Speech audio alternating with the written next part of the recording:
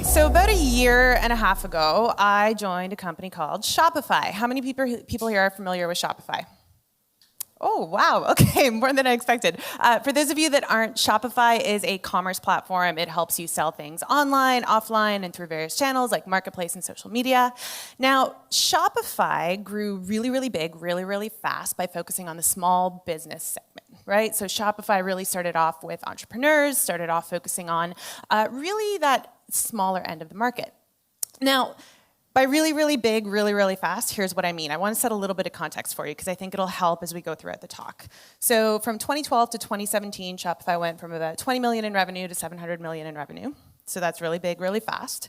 We went from about $1 billion in gross merchant value. So that is the amount that our merchants sell on the platform, the dollars processed, to about 26 billion in gross merchant value. 4,000 employees. And I mentioned I started a year and a half ago. 60% of those employees started after me. So I don't know anybody's name ever, which is interesting. And the reality is we're across 600,000 merchants in 175 countries. So lots of big numbers, seemingly impressive. Here's the reality. None of that was me. I had nothing to do with any of that growth. But what was really interesting is as Shopify grew really, really big, really, really fast, those small businesses also grew really, really big, really, really fast. And they were turning into these big companies, doing tens of millions and hundreds of millions of dollars in revenue. And one of two things would happen when a company got to that size. Either they would graduate and they would go to some sort of enterprise e-commerce platform, or they would figure out a way to make it work on Shopify. So the question became, how do we actually keep those customers on Shopify longer? What is the service? What is the offering? What is the plan that we need to create for them in order to retain those customers? So that was the first iteration of Shopify Plus, which I actually had up marketing for. So Shopify Plus really just started as a play to retain customers, to upgrade people and keep them on Shopify longer. We gave them a customer success manager. We, tweaked the feature and the platform a little bit, but not that much initially because it was a little bit of an experiment.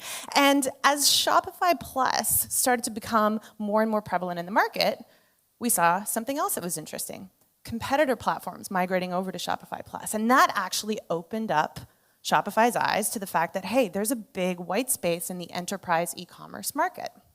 So in the nature of Shopify, Shopify Plus also started growing really, really big, really, really fast, and scaled a sales team, got tons of customers, got tons of traction. There was a palpable market pull. So when I joined a year and a half ago, I really joined in order to kind of build out the marketing team. So we were basically starting from scratch, despite the fact that Shopify was already super big with thousands of people. And starting from scratch is really exciting if you're a marketer, right? So when you're starting from scratch, you basically get to build things the way that you want to build things. So when I was kind of going through my checklist and deciding, hey, do I want to go to Shopify? Is this the right place for me? Is this the right opportunity? Here's sort of what I came up with. Number one, lead volume. Lots of lead volume. No problem with lead volume.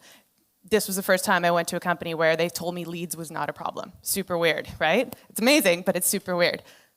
Database, big database with lots and lots of people in it that we could actually start engaging with right away. People, am I going to be able to hire the people I want? Yep, no problem, Hannah, hire all the people. Budget, are you going to give me money? Yep, here's all the money, go do a bunch of things. It was a marketer's dream. So I walked in and I was like, don't worry, I got this, no problem. I've been doing B2B SaaS for the better part of my last 10 years. 3 weeks in, this was me. 6 weeks in, I was chasing a fucking fire hose. Just because of the size, scale, and scope at which things were moving, it was insane. And it also looks to be really hard to chase a fire hose. I hope I never actually have to do that. So here's why it was crazy. And here are the biggest challenges that we encountered. And I'm going to take you through how we started to combat these challenges. Number one, there was a ton of low-hanging fruit. Now, you might be wondering and saying, hey, Hannah, low-hanging fruit is actually a really good thing, especially if you're in conversion rate optimization. But here's the challenge with low-hanging fruit. If there's a lot of low-hanging fruit, you will turn around and it'll hit you in the face every time you turn around, right? Low-hanging fruit, number one, can be incredibly distracting and actually can mask an underlying issue that might be more important to address. That's problem number one with low-hanging fruit. Problem number two with low-hanging fruit is prioritization becomes really challenging, right? What is the impact to effort ratio when you're trying to decide what you want to tackle first? Problem number three is expectations. When I say low-hanging fruit, people think, oh, that's easy. You'll do that right away. High impact. But just because something is obvious doesn't mean it's simple to execute on, particularly if you don't have the infrastructure and the foundation in place to do that. So low-hanging fruit, be careful. It can be as much of a challenge as it can be a benefit. Number 2, pent-up demand for marketing. So I had mentioned to you that Shopify Plus grew really, really big, really, really fast. Really what I meant by that is at the time, it was basically a sales team. And sales grew really, really big, really, really fast. How many people here have worked with sales reps before or a sales team before? High-touch model. Got a couple people there. So what happens when you scale a sales team really, really fast and there's no marketing? Sales gets creative, right? They kind of make up their own stuff. They make up their own value prop and positioning and messaging and collateral and all of that stuff. So there was definitely a big pent-up demand for marketing. There was a ton of sales getting creative. There was a lot of things put on the back burner because, well, just wait for marketing to get here, was the response. So next thing, all of the parameters around what Shopify Plus was changed. When I started, we introduced whole new pricing. Changed our model completely. We changed a lot of the parameters around the product, changed our value prop completely. And fundamentally, Plus was different. And this was actually probably one of the biggest challenges when you're introducing a new business model in an already sort of scaling and fast-growing company, is you had Shopify, which was used to this self-serve, no-touch, free trial upgrade model, right? And now you're introducing true B2B SaaS, right? You're introducing a sales model, you're introducing high touch, you're introducing longer sales cycle. You're introducing a lot of this stuff that the company's just not used to and therefore not set up for. You don't have the infrastructure and the foundation to deal with it. So when I walked in a year and a half ago, back to basics. We're gonna do marketing 101, growth 101. We're just gonna get a lay of the land. So that came down to 2 things. And we're gonna talk about those 2 things today. Number 1, positioning was job number 1. We'll talk about that in a second. Number 2, funnel. What's the customer journey? Where are the points of optimization? Where is it broken? What does it even look like in the first place? So we're gonna talk about those things broadly. We're gonna zoom in and out on some of the strategies and tactics. I'm looking at this through the lens of B2B SaaS, but a lot of this can be applied regardless of your business model or your industry or your customer. You can pull out some of those principles. So first thing, words matter. This is where we're gonna start to talk a little bit about positioning. Now, obviously words matter, you guys know that, right? But most companies don't actually take this into account. And it shows up when we start to talk about positioning. So when I walked in, I was like, all right guys, tell me, how do we do positioning for Shopify Plus? That's it, silence, I got silence, nobody knew. It wasn't written down anywhere. How do we operationalize it? How do the 60 sales reps you have know how to talk about the product? Again, crickets. Okay, so before I tell you sort of what we did, let's level set for a second. What exactly does positioning mean? Now, my friend April Dunford, I don't know if any of you know her. She does a lot of speaking in Canada and the US, but if you have not checked her out, you should definitely check her out. She talks a lot about how to position your startup, your product, your company more broadly. And I emailed her and I said, hey, April, you're the positioning expert. Give me your best definition on positioning. So this is what she gave me. Marketing is about making it easy for people to find, evaluate, and buy your products. Positioning is figuring out what your product is in the first place. 2 minutes later, she emails me back. And she says, hang on a second, I actually have a way better definition for you. Not sure if it's gonna translate for this crowd, but I'm gonna show you what it is anyway. So if marketing can polish a turd, positioning can turn turds into fertilizer. Now, for those of you that don't know what the term turd is, I think it's obvious because of the poop emoji, but that's what positioning can really do. It can take one thing and actually transform it so it is a completely different thing. How do you think about your product, and more importantly, how do you talk about your product? So before I joined Shopify, I was at a company called Uberflip. It was enterprise software, but that's not where we started. We actually started focusing on small businesses. We were totally wrong about that. We actually got way more traction in enterprise, and as we were shifting towards that business model, we had to change our positioning. We had to change our value prop. We had to change our messaging, and we were talking through it, and one of the founders says, hold on, I've got it. He says, Uberflip is a content marketing, Uberflip is a lightweight CMS for content marketers, which is sort of what it was. It's a content marketing platform, right? A lightweight CMS for content marketers. Now, let's break that down for a second. I just told you we actually leveled up and now are selling to enterprise buyers. Sales team picks up the phone. Hey, we're a lightweight CMS for content marketers. What do you think enterprise buyers hear when they hear the term lightweight? Yeah. Shitty, right? They don't hear fun and easy to use. They hear shitty. They hear not robust enough for my big, bad enterprisey needs. That's what they hear. Problem number 2, we are a lightweight CMS for content marketers. Hi, we're a lightweight CMS for content marketers. Oh, we already use WordPress, click. Wait, we're not like WordPress. We integrate with WordPress. It's a different kind of CMS. You see what happened there? You just made an initial impression, and now it is going to be really hard to change that perception as opposed to having the right perception in the first place. So positioning is absolutely integral. Now, here's what most marketers do when they start talking about positioning. They get in a room with a big whiteboard.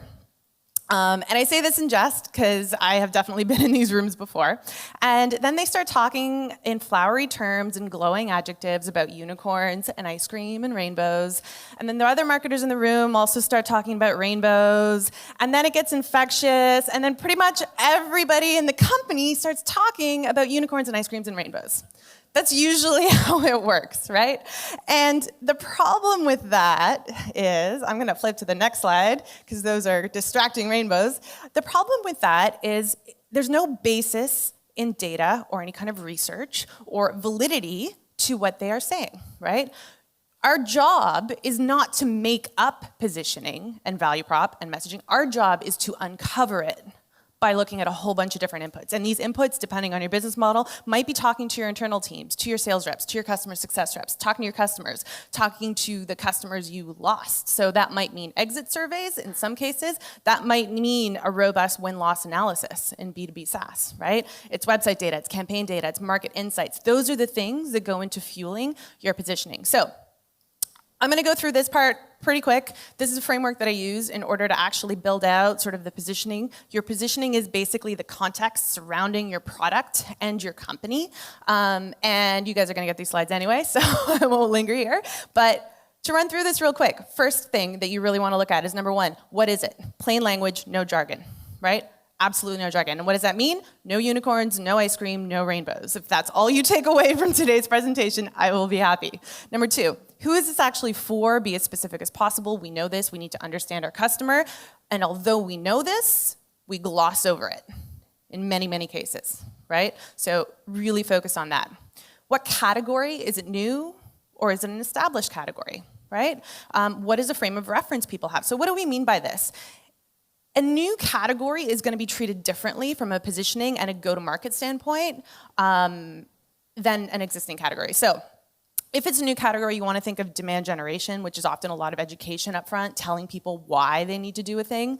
Does everyone remember Eloqua? It's marketing automation software. Do you guys know what it is? Yeah? So this screenshot was taken from like a web archive, and basically this was, I think, in 2010. Crazy website for 2010, but this was creating a new category, right? This was the first of its kind. This was the first marketing automation platform, and now there are a bajillion of them. Now it's table stakes, right? Now it's a category of software.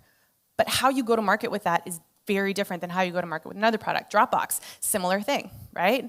Consumers had no idea what file sharing was. It was a thing they had to teach about, educate about, right? And we've all heard the growth stories around Dropbox and how they got traction. So if it's an established industry, that's where things change. You have to prove you're better, right? You're not educating about a new thing that exists that never existed before. Now you have to say, hey, it's actually better to use us. We have better product, we have a better experience, we've disrupted the business model, we can give you better prices, whatever it might be. So really consider that as you're going through positioning. And then of course, how different are you? And this is a thing where most companies aren't actually honest with themselves. I was talking to a VP at Walmart, actually, not that long ago. And he said that differentiating on experience is actually often easier than differentiating on product. Really clear example of this, furniture, right? So I recently went furniture shopping because I moved into a new house. These were a couple of the places that I went to, IKEA and Structube. Basically the same chair, right? Some design differences, but essentially I was looking at something like this for my apartment. Now, here's the thing, when I compared the two, it was essentially the same price, roughly the same price, right? It was basically the same quality. It was the same effort to assemble it, as annoying as IKEA is. Most furniture is like that often, unless it comes pre-assembled. And I dropped roughly the same number of F-bombs assembling furniture from both places because it was super annoying to actually try and assemble the furniture. So Here's the big difference though. Take a look at what the interior of the store is, right? I mean, we've all been to, how many people have been to IKEA? We've all been to IKEA, right? Everybody. So you look down, there's arrows, they tell you where to go. It's more like a warehouse than it is like an actual furniture store, where a StructTube is much more typical, right? So is it really the product that you need to differentiate on, or is it the experience? Why should I care? What's in it for me? And then alternatives in the market, right? So who is your competition and who's your perceived competition? These are the things, this is the framework that make up your positioning, and then your messaging and your branding is actually an expression of that positioning. So when you're actually taking your positioning framework and actually putting it into a document that you can actually operationalize across the company, this is where that comes in. So here's a framework I like to use for that. I'm big on frameworks. Really understanding the why, what's the guiding narrative, what are the secondary messages that you want to expand upon, what are the proof points? So you just told me you're going to make my life better. How? Prove it, right? What is the product story associated? Really relevant in SaaS. May or may not be relevant depending on what the service or product is. And then what is the content surrounding it, right? Is it case studies? Is it a blog? Is it a white paper, ebook of some sort? What else helps support that guiding narrative? So here's what it looks like for Shopify Plus. Now, before I show you this, here's what this is not. This is not copy that you put on your website, right? This is not copy that you translate into an ad. That is a derivative of this higher level thinking, right? And if you do it properly, what you get in terms of results from the copy that you get this feeds back into this, and this becomes a living and breathing doc, right? This is an iterative process. But this is what it looks like for Shopify Plus, right? So we have a big statement around the future of commerce. We have a couple of key points that we've identified as the main things that matter to people, and then we drill into these. This goes to our sales team. This gets operationalized across the whole company. And this changes fairly frequently, right? As we get new data and new inputs. Proof points, product story, big C content. So both will and should evolve over time. We talked about Dropbox a little while ago. This is Dropbox in 2010. Take a look at the website. Super simple. Headline, sync your files online and offline across computers, right? Now, if I show that to people I know now, friends that aren't necessarily like super techie or savvy, they would look at that and they'd be like, sync my files, okay. I don't really know what that means, but I might download it. Also, like, what's Linux? Because they have Linux listed up there. So that's really oftentimes the mainstream consumer's reaction to this. Look at Dropbox today. Reinventing teamwork. Way more aspirational, right? Do you think reinventing teamwork would have worked in 2010? Can't really know that, right? But it's a function of where Dropbox is now in their maturity and where they were before. So, next step, balancing long and short-term impact. Now, we talked about those low-hanging fruit, right? We talked about really understanding the foundational layers and making sure that we can actually set up for long-term success. But how do we actually do that but still add value short-term? Well, that low-hanging fruit is part of the reason how you can do it. Now, I'm going to take you through a few really quick things we did initially while still building out an infrastructure to make sure we're building growth for long-term. For us, in B2B SaaS, it meant these 5 things. Lead qualification, it meant website optimization, it meant form optimization, it meant building out a toolkit for the sales team, which is probably your biggest lever if you're working with a sales team. And it also meant, hey, we should probably start sending emails. Remember that big database I mentioned? So basically, I should have clicked through these. This is what happened when we hired a marketing team in year 1. That's how many emails we sent in 2016, and that's how many emails we sent in 2017, which I think is hilarious because you hire a marketing team and you like 10x the number of emails that you send. But that just goes to show the opportunity that's already existing without spending a single dollar on net new lead gen. So here's what we focused on: context, relevancy, and consistency. One of the first things we did was really around form optimization. So this was a link on one of the other Shopify pages that got a ton of traffic. It led to a form about Shopify Plus. That is literally the form. That's it. That's all there was there. So you get there and you have no idea what you're filling out. Is this support? Is this sales? I don't know. So all we did was put a little bit more context there. Put a little bit of social proof there. Really simple change. If you're in conversion rate optimization, this should not be surprising that we saw an increase in conversion based on making those simple changes. So across Shopify's vast properties, lots of these little opportunities existed. Next one, There's different areas with which people can enter the website. There's different solutions that they can look for. We took those various areas and we actually made sure that, number one, we were tracking things properly, which we weren't before, and number two, that we were actually customizing and making that experience consistent. So when you came in through a wholesale page, you went to a forum about a wholesale page, right? It's relevant, it's consistent, and it's contextual. And we're seeing it increase in conversions. So did that across all of the different areas. Sales toolkit that I mentioned before, that value prop stuff, that positioning stuff, operationalizing it becomes probably one of your biggest levers, right? So whenever you're looking at optimizing, it's really, in my opinion, bottom up is what you want to go for. And bottom means your sales team, means working with your sales team to make sure that they have the tools they need to convert. Speaking of sales, I feel like you know what's coming. You're laughing already. Okay, it's really not that funny. Now, again, love salespeople, but salespeople are like a horde, and they one person gets an idea, and then everybody gets the idea. So, you know, this is true for your customers, but it's also true for your sales team. This idea of a perception and a bias, they just hold on to. So here was the bias that existed when I walked in. AdWords leads are bad, says one salesperson. One salesperson says it, and then this happens. And then all the salespeople say AdWords leads are bad. Now, this was like actually heartbreaking because we were spending a lot of money on AdWords at the time. But here's the deal. AdWords leads were not bad, and they actually did convert when sales followed them up. So we were like, hey, we're going to show them all the data. This is what my team said. We'll show them the data. They'll see like the ones they follow up on really do actually convert really well. And that did not work at all, not even a little bit. Showing the data was not what we needed to do. What we actually needed to do is give them the context. You're a sales rep. You don't know how AdWords work, right? You don't know that AdWords today is not the same as AdWords a month ago or 6 months ago or a year ago, right? It's changing. There's like tons of optimization happening. The quality of the leads is constantly changing. They didn't know that. They didn't understand that. They didn't have the story to go with it. And even then, they were skeptical. So this lead source bias was ingrained in the story that they were telling themselves and others around them. So what did we do? We ran a test. We changed the label in the CRM, the lead source label. We changed all the AdWords leads to contact us, which is another lead source that they really like. They really like that lead source.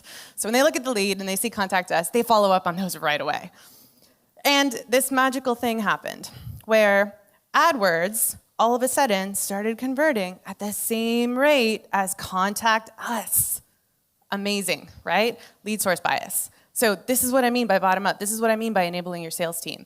Don't lie to your sales team. So we did get buy-in from their sales leadership to do this because they were just as frustrated as we were.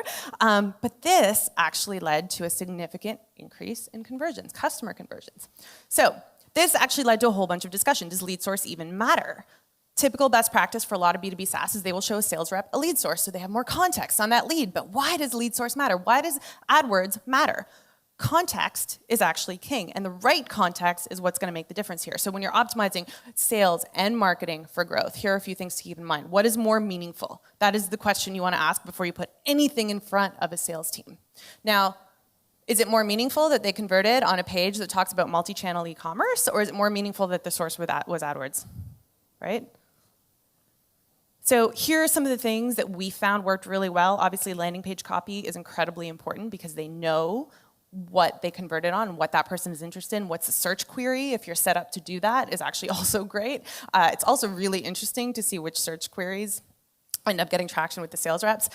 What's their technology stack, right? So for example, if you're trying to sell Shopify, it's really helpful for you to know what other tech that company is using and whether or not it integrates with Shopify. And then obviously the demographic and behavioral info. So setting the right context for your sales team, giving them the right data, and not only giving them the right data, but also making sure that you have that data presented in a way that they can digest it. Just like you do so on a landing page when you're trying to influence user behavior, you are doing the same thing in your CRM with your sales team. So, last piece, ask the right questions. Now, this is a question that comes up inevitably every single time. And you can actually swap that out. Instead of leads, you can say traffic, right? How do we get more? How do we get more leads? How do we get more traffic? How do we get more? So I don't think that's actually the right question, particularly in B2B SaaS. I think the question we want to ask is, how do we actually get the desired outcome with the least amount of leads possible? Subtle change, different question. Reframes it, but makes people think about it differently. How do we get the desired outcome with the least amount of leads possible? So, I don't have enough leads. Every salesperson ever says that. Now, sometimes it's true. Most of the time, I call bullshit. Most of the time, they have more than enough leads. So, what is it that they need to know? So, here's the thing. I heard that once, and this was the response. We're going to give you even less leads. That was our response. We're going to give you even less leads. But we're going to make them better leads. We're going to work on focusing on determining intent, right? We're going to focus on quality. So here's one of probably a dozen experiments we ran in Q1 that were purely focused on quality. And every single one of those experiments dropped lead volume. Every single one of those experiments. However, the majority, not all, but the majority of them actually led to a significant increase in the number of deals created. So really, really simple experiment. We added a field. That's it. We added a field, right? So this is the contact form. This is basic B2B SaaS. We added a field, 15% drop in lead volume. Is that really surprising? No, we caused more friction. We added an extra step. But you know what? We actually saw a significant increase in the number of deals created. So conversion went down, lead volume went down, but the number of deals that the sales team created and closed off of that went up. So know what you're optimizing for. Because by deals going up, that means our ROI went up significantly, and that means we're actually closing more deals, earning more revenue. That is the key there. And by reframing the question, we got buy-in from the rest of the organization to get less leads, which is actually what we really wanted to do. So how do you get to the desired outcome with the least amount of leads possible? Change that to how do you get the desired outcome with the least amount of traffic possible? How do you get the desired outcome with the least amount of insert whatever the metric is that people think is important that actually might not be the right thing to focus on? So it's not about more, it's about better. So I'm going to recap a little bit. We talked about a lot of things today. We bounced around a little bit today. Hopefully you were able to take some things out and apply it to your day-to-day. But just to kind of cover it, really we're looking at number one, positioning. What is the context surrounding your company and your product? That's the place to start. What are the biases that currently exist that you can actually start to dispel, which are going to make an impact on growth? How do you balance short-term and long-term impact? Where can you add value a little bit right now, but still focus on the long-term, build out the infrastructure that you need? What is the context that you need? What information do you need to surface, whether it's to your customers, to your users, or to your sales team or your internal teams? And of course, what are the questions? How can you ask or reframe a question so that it makes the solutioning part of it much more meaningful to the desired outcome and the result? Thanks, guys.